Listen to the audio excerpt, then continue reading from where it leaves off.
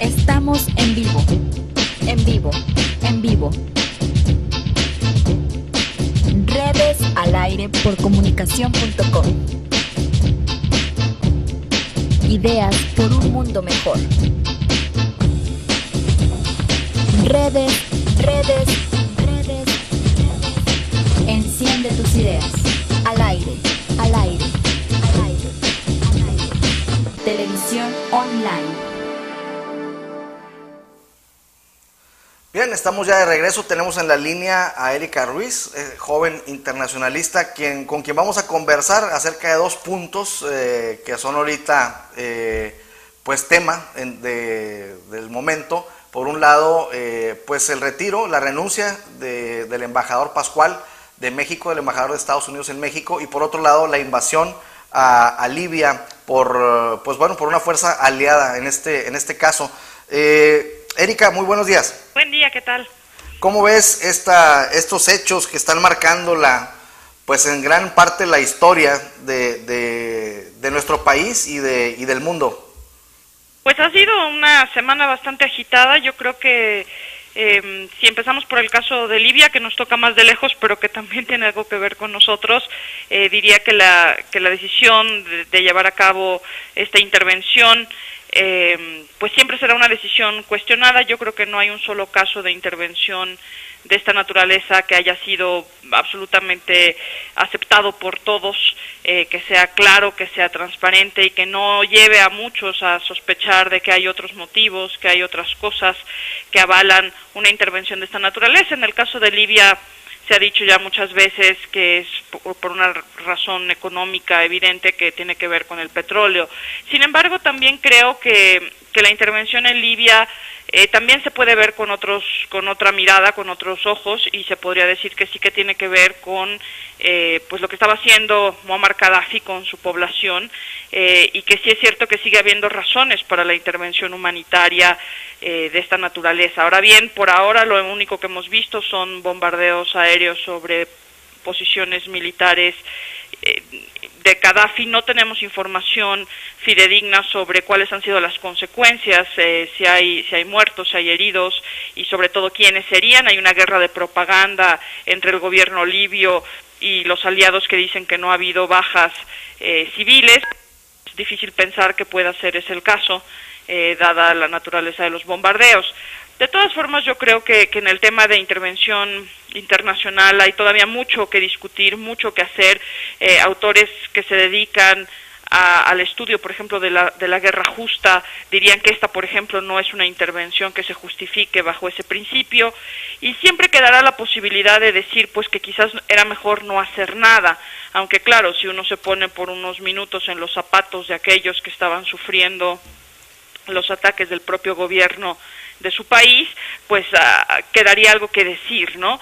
Es una vez más el cuestionamiento de para qué nos sirven las instituciones internacionales y si de verdad existe una comunidad internacional que se puede preocupar por los ciudadanos de los distintos países más allá de sus gobiernos y que puede responder en caso de que estos gobiernos decidan atacar a su propia población. De todas formas, yo creo que es difícil pensar en una intervención que termine con una gran solución para el país en particular que recibe la intervención. Hemos visto a lo largo de los últimos 20 años distintas intervenciones, distintos ataques, bombardeos y demás, y me cuesta pensar en una que haya terminado felizmente y donde el conflicto que dio origen a la intervención se hubiera resuelto de manera adecuada. Y aquí entonces quizás vale la pena ponerse por un minuto cínicos y sacar a colación aquellos argumentos de autores que se decantan más por el realismo político y que dicen, bueno, finalmente la guerra no deja de ser un mecanismo de solución de disputas y en ese sentido hay que dejarla que siga su curso, y que recomendarían entonces que no se llevara a cabo intervención alguna bajo ninguna circunstancia y que se dejara que el conflicto se resolviera por sus propios medios. Eso obviamente incluiría la muerte de muchísimos civiles, de muchísimos ciudadanos indefensos ante un gobierno, pero quizá sea una manera de pensar en una solución real del conflicto. El problema de la intervención es que, se lleva a cabo la intervención, se consigue probablemente el objetivo, que es que ese líder de ese gobierno deje de oprimir a su población, pero ¿qué pasa al día siguiente? ¿Quién se va a hacer responsable de la creación de un nuevo régimen, de un nuevo gobierno? ¿Quién se va a hacer responsable de esa población? ¿Y quién va a responder a las necesidades que tiene esa población en el día a día? Difícilmente podemos pensar que aquellos estados que han tomado la decisión con el aval del Consejo de Seguridad de Naciones Unidas de intervenir serán los que se hagan responsables. Es más, estamos viendo ya declaraciones del presidente Obama que dice, bueno, nuestro compromiso es de días, ni siquiera es de semanas, y haremos lo que haya que hacer, pero en ese periodo fijo bastante corto. Si miramos lo que está pasando en la región, nos estamos dando cuenta de que estos cambios que están ocurriendo, pues no siempre son ni tan rápidos ni tan de 180 grados como desearíamos. Estamos viendo incluso que uno de los que supuestamente había tenido un final feliz, como es el caso de Egipto, pues está complicando la situación, insisto, porque no es tan simple deshacerse de una dictadura de tantos años y luego montar un nuevo régimen basado en consenso que permita que el país funcione. Y en ese caso lo resolvieron solos. Resolvieron solos, pero bueno, aún queda un gran trecho y un larguísimo trecho para los egipcios. Estamos viendo otra vez manifestaciones, estamos viendo otra vez situaciones complicadas y un resultado de una votación el domingo pasado que quizás no era la que se esperaba, de votar por una refundación completa del país, sino una cosa mucho más moderada, que bueno, quizás es la que tiene más adeptos, pero insisto, el camino todavía es bastante largo y no olvidemos que bueno, todo esto suena maravilloso de decir, bueno, esta gente sola salió a la calle, se libró del dictador, etcétera, etcétera, pero bueno, hay necesidades apremiantes y cosas del día a día que tendrían que solucionarse lo más pronto posible y que insisto, las condiciones políticas todavía no son de tanta estabilidad como para pensar que estas necesidades ya se están atendiendo. Pues interesante ahí lo que está ocurriendo en Libia y pues por sus repercusiones mundiales, porque pues bueno, como tú bien dices, hay una gran cantidad de petróleo ahí y pues quizá ese fue el error de Gaddafi de empezar a masacrar a su población y dar motivo de una intervención, pero pues bueno, así son las dictaduras, por eso son lo que son, ¿no? Y sí, y quizás la última nota sería esto de decir, bueno, la decisión de la intervención suena a que son siempre los mismos los que responden a este tipo de cuestión y por eso se les critica tanto de claro, solamente lo hacen porque tienen intereses, que cosa que a mí este discurso me parece y me preocupa en los medios de comunicación mexicanos, porque bueno, pues ¿qué más va a mover estos países sino sus intereses? O sea, en la política internacional eso es lo que juega, no juegan otras consideraciones, pero bueno, en este caso los que responden son Reino Unido, Francia y Estados Unidos, los de siempre, digamos, pero además en una posición muy distinta a la que hemos visto en el pasado, insisto, con estas limitantes de su compromiso, ahora planean pasarle la responsabilidad de la operación a la OTAN como tal, pero lo que sí es importante destacar es que en esa votación que autorizó la intervención en Libia, pues se abstuvieron actores importantes como Rusia, como China, como Brasil, como la India y como Alemania, y pues llama la atención que eso sea así porque finalmente si los de siempre, Estados Unidos, Reino Unido, Francia, estamos viendo que tienen ciertas señales de agotamiento, de falta de capacidad para atender este tipo de necesidades de la comunidad internacional, pues ¿quiénes podrían ser los sustitutos? Aparentemente estos estados de los que se habla tanto a últimas fechas, que son poderosos, que van subiendo, que son potencias emergentes, pues aparentemente ellos no tienen ningún interés en participar de este tipo de cosas. Es que es como nuevo, cuando te invitan a participar en una actividad que no sabes el riesgo, ¿no? Pues dices, pues mejor como estrategia para ellos, pues mejor que se siga gastando Estados Unidos y nosotros nos quedamos viendo, fortaleciéndonos. Claro, pero si lo pensamos desde la perspectiva de que las instituciones internacionales están ahí para la defensa de los derechos humanos, etcétera, etcétera, y que para eso sirve el Consejo de Seguridad cuando toma una decisión de esta naturaleza, pues que se abstengan estos países llama la atención y uno piensa, bueno, el día que Estados Unidos, Reino Unido y Francia no lo puedan hacer o no lo quieran hacer, ¿quién lo va a hacer? Ah, sí, esa es la pregunta. Y entonces, pues también decir, pues no se quejen, ¿no? De que ellos son los mismos, pues son los mismos porque nadie le entra. Porque nadie más le entra, así es. Y si quieres, pasamos ahora al tema del embajador Pascual. Claro.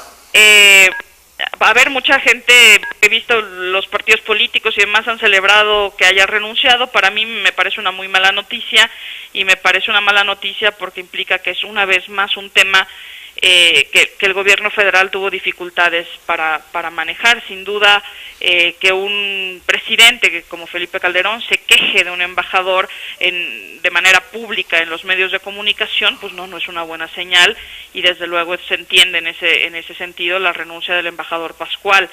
Yo creo que si bien es cierto que la relación con Estados Unidos es institucional y que tiene múltiples niveles y que hay múltiples contactos y que los asuntos del día a día se atienden sin ningún problema, haya o no haya embajador, no deja de ser una mala noticia, sobre todo por los tiempos que corren en México. Estamos ya a muy poco de la elección de 2012, se vienen tiempos políticos complicados, y no tener embajador de Estados Unidos parece difícil. No sabemos si van a nombrar otro o simplemente se hará esta transición que se le pidió a Pascual, pero no sabemos en cuánto tiempo ni sabemos con quién. Yo, si me pusiera maquiavélica por un segundo, pensaría que si fuera Estados Unidos yo dejaría al país sin embajador hasta que hubiera un nuevo gobierno, porque ¿cuál es la probabilidad de que el nuevo embajador no reciba las mismas críticas y los mismos ataques que recibió Pascual de parte del gobierno federal? Y si es por el tema de WikiLeaks y demás, pues una vez más, a ver, ¿tenemos la piel muy fina o qué pasa? Finalmente, WikiLeaks no dejan de ser filtraciones, no dejan de ser revelaciones que no tendrían que haberse hecho públicas, y que el trabajo y las comunicaciones que hizo Pascual en su momento y el diagnóstico que hizo de la política interna, incluidos los candidatos o los posibles candidatos del PAN, pues no deja de ser la labor cotidiana de la diplomacia de cualquier parte del mundo. Claro, y máxime cuando tenemos un tratado que pues en mucho dependen las dos naciones, y entonces pues es impensable que se abstenga de dar una opinión acerca de una circunstancia tan delicada cuando pudieran pensar en venir a invertir algunos norteamericanos, y le dice, bueno, pues nada más te aviso que está este problema. Pues se antoja absolutamente natural, ¿no? Claro, y desde luego, más allá del tratado, nuestra relación es que es multidimensional y estamos conectados por todos los lados posibles, y más aún en la prioridad de este gobierno, que es la lucha contra el crimen organizado, donde pues tenemos tantos temas y tantas cosas por resolver, y una iniciativa Mérida que no ha dado mucho color, y la necesidad y hemos visto en las últimas semanas los escándalos de que si hay agentes estadounidenses en México y que si los matan los criminales, y que si los mataron con armas de ellos o no, o que si hay vuelos no tripulados que están en México y que quién los pidió, etcétera. O sea, la relación, sobre todo por el momento en el que por el que pasa México, pues es compleja, y desde luego que necesita un operador político, que en este caso tendría que ser el embajador. Es cierto que si el embajador ya no tenía las confianzas ni la manera de realizar su labor diplomática, sobre todo con las fortísimas críticas que le hizo Felipe Calderón en medios, pues es lógico que renuncie, pero es un mal momento, es una mala señal, y a mí sí me queda la pregunta de si el berrinche de Calderón en esta ocasión es realmente por la labor del embajador y era que no cooperaba, o si es de verdad por los comentarios que hizo con respecto a los posibles candidatos panistas o a la propia labor de Felipe Calderón. Y no sería la primera vez que tenemos una reacción presidencial de esa naturaleza, que se irrita, que se molesta y que toma decisiones y hace declaraciones muy salidas de tono para el presidente de un país. Me parece que es un berrinche personal y que tiene costos en general para todos. Máxime cuando lo hacen medios y no lo arregla de manera directa, porque eso es también, bueno, si la diplomacia la vas a andar tercereando con los medios, pues estás en contra del principio de la diplomacia, ¿no? Así es, esto se tendría que haber resuelto de otra manera, se tendría que haber resuelto por canales no públicos, se tendría que haber aclarado, pero sí me parece que pues pasamos otra vez a la historia como el único país que toma este tipo de decisiones y de reacciones frente a filtraciones de WikiLeaks, si de verdad es que esta es la razón. Insisto, es una mala noticia quedarnos sin embajador de Estados Unidos en estos momentos complicados para México por la lucha contra el crimen organizado, por la cercanía de los procesos electorales y otras tantas razones. Y una vez más, México se distancia de un socio, una vez más México alejado, una vez más México sin rumbo internacional. ¿No coincides con esto? Pues sí, es otra vez una señal más de que pues nuestra política exterior, yo no sé, o sea, me cuentan quienes saben de esto y quienes trabajan este tema de manera cotidiana que sí se están haciendo cosas, pero sin duda el gobierno de Felipe Calderón sí tiene un talón de Aquiles, entre otros, pero este sí yo creo que es innegable, es un problema de comunicación.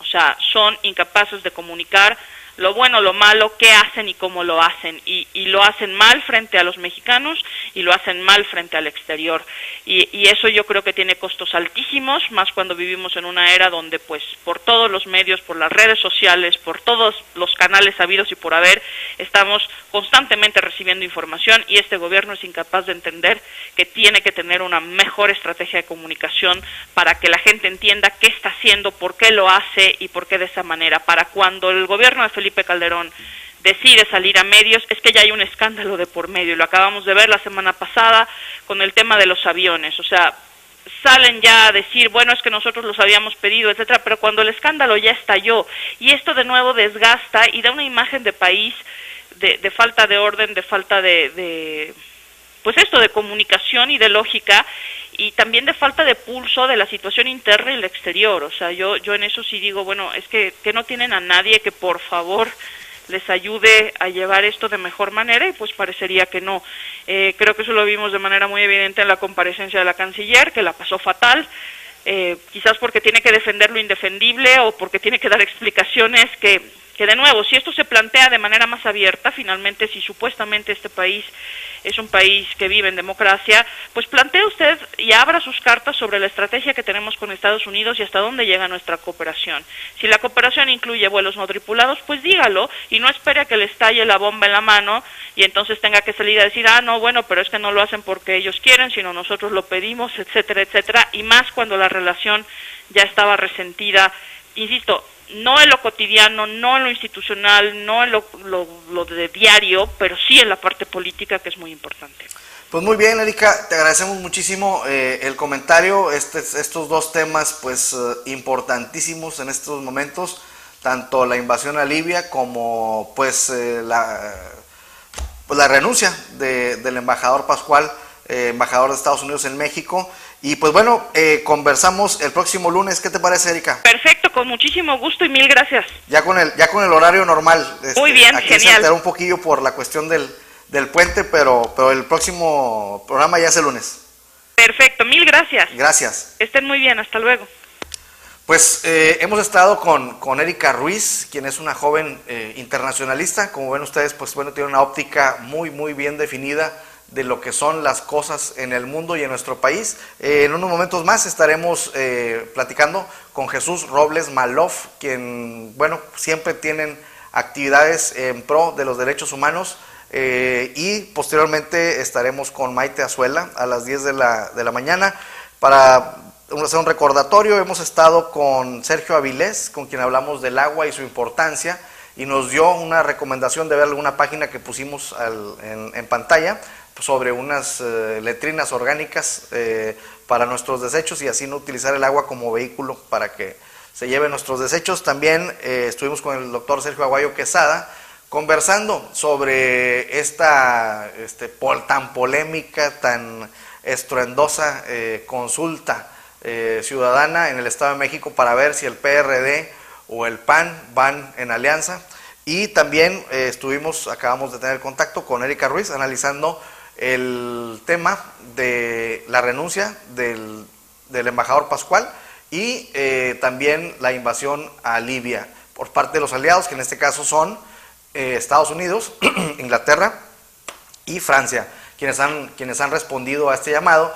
Y nos decía Erika Ruiz, pues bueno, pues siendo parte del Consejo de Seguridad de las Naciones Unidas, más países y que se hayan abstenido de emitir una opinión, pues eso, pues decimos, bueno, luego no se quejen que nada más son los Estados Unidos los que le entran a este tipo de cosas, y pues pareciera que potencias como China y Brasil y otros países miembros del Consejo, pues bueno, se quedan expectantes, aprovechando el desgaste de Estados Unidos y bueno, sus motivos tendrán, pero creemos que cuando ya el dictador Gaddafi ha masacrado a su población, pues sí, quizás sí habría pues circunstancias más que justificadas para hacer alguna intervención. Pero bien, así están las cosas. Vamos a volver con Jesús Robles Malof, a ver qué nos tiene en materia de derechos humanos en un momento más después del corte. Regresamos.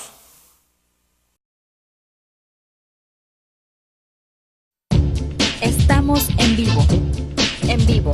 En vivo. Redes al aire por comunicación.com. Ideas por un mundo mejor. Redes. Enciende tus ideas. Al aire. Televisión online.